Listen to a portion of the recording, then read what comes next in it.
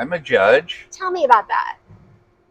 You walk into the ring, you find the dog that you think adheres closest to the standard, and you point to it. Okay, so let's talk about standards. Dogs and that adhere to specific standards. Is there such a thing as a golden doodle? No, Or that's not a breed standard. no, you can shorten it. It shortens down to mutt. Okay. What are your thoughts about all these designer breeds that are being sold online and at pet stores? What do you think about that?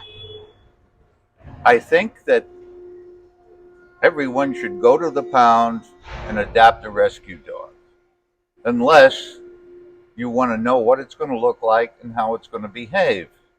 And if you have either one of those requirements, then you're better off going with a purebred dog where you can predict what it's going to look like, predict how it's going to behave, and predict how healthy it is. Okay. But these stores that are selling online and the puppy stores, the dog stores, all claim that they have a Frenchie. And this Frenchie is going to look a certain way and be a certain way. And often they're not what the breed standard is. What's the reality The reality here? is that most of the online puppy buyers are out and out fraud scams. And we just had one out in Long Island where people started showing up at this dear lady's door and, where's my puppy? I gave you $1,500. No puppies, no, nothing. Let me ask you about the health of these animals that are being sold by these backyard breeders or people online.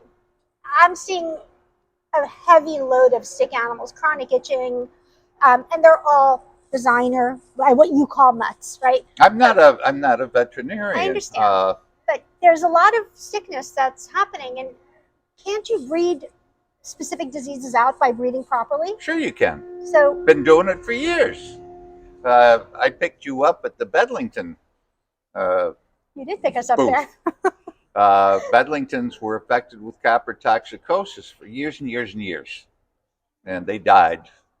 And through selective breeding and good breeding, they've bred it out.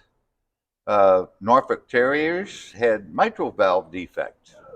I had dogs that died 7 years old, just like clockwork. Check your watch. Yep, mitral valve defect time. That's bred out. So yes, that's what we're doing. That's good breeding, integrity. Yeah, it's not perfect. It's not a Well, what science. is? Uh, we make mistakes in breeding, but overall, the long run is you improve the breed. It's what we're all about. Got it. I got it. So, what would you tell people who are looking to get a puppy and they're looking online? Know what it is you're looking for. Do just what this app does, and that's to match the person and their needs uh, with the dog.